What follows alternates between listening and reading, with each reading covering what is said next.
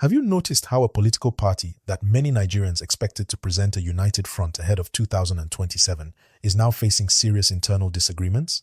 Just when many believed the African Democratic Congress, ADC, was building momentum, fresh controversies involving former Vice President Atiku Abubakar and former Rivers State Governor Rotimi Amaechi have shifted attention from campaigning to internal divisions. And now, reports and videos circulating online of heated confrontations between supporters have raised even more questions about what is really happening inside the opposition coalition.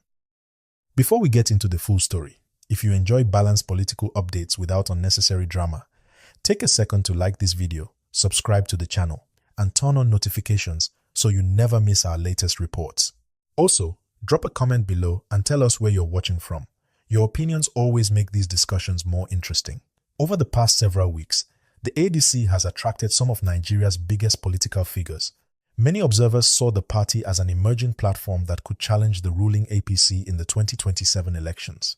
However, as often happens in politics, bringing together influential politicians with different ambitions has not been an easy task. According to several reports, tensions began rising shortly after the party's presidential primary. Atiku Abubakar emerged as the party's presidential candidate, while Rotimi Amaechi, who also contested, rejected the outcome and questioned the transparency of the process. Reports indicate that Amaechi described the primary as unfair and alleged that many members were unable to participate as expected. Meanwhile, Atiku's camp has maintained that the process was legitimate and that efforts are ongoing to unite the party after the contest. As those disagreements continued, social media quickly became filled with different narratives. One of the biggest claims making the rounds was that Amaechi had allegedly exposed some individuals within the party as secretly working for the APC. It is important to point out that these allegations have become part of the political conversation, but many of the specific claims circulating online have not been independently verified. Different camps are presenting different versions of events, making it difficult to establish every detail with certainty. That has not stopped supporters from taking strong positions. Videos shared across different social media platforms appeared to show heated arguments among individuals identified as supporters of Atiku and supporters of Amaechi. In some clips, people could be seen shouting political slogans and exchanging accusations during gatherings linked to party activities. While reports describe these incidents as clashes between supporters, verified information about exactly how each confrontation started remains limited. What appears much clearer is the growing mistrust inside the party. Supporters of Amaechi argue that their candidate was not given a level playing field. They believe important decisions had already been made before voting took place. Some have pointed to the party's leadership structure, claiming it favored Atiku from the beginning.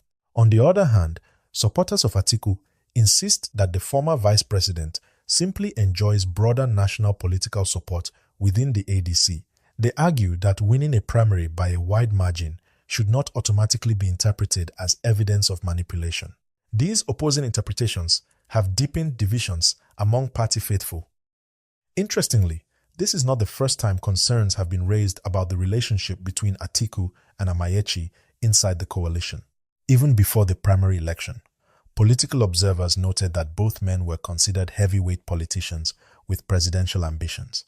While they shared the common goal of challenging the APC in 2027, questions remained about whether both camps could comfortably work together under one political structure. Those concerns appear to have become much more visible after the primary. According to reports published in recent days, some loyalists within the ADC have expressed dissatisfaction over Amaechi's emergence as Atiku's proposed running mate, with disagreements reportedly developing between supporters of both camps over the arrangement. Some Atiku supporters reportedly questioned Amaechi's political independence and his previous association with the APC administration under former President Muhammadu Buhari. That is where another controversial allegation entered the conversation. Some political commentators and supporters began claiming that Amaechi still maintains close relationships with influential figures in the APC and that this could affect trust inside the coalition. These claims have fueled online debates, but they remain political allegations rather than established facts.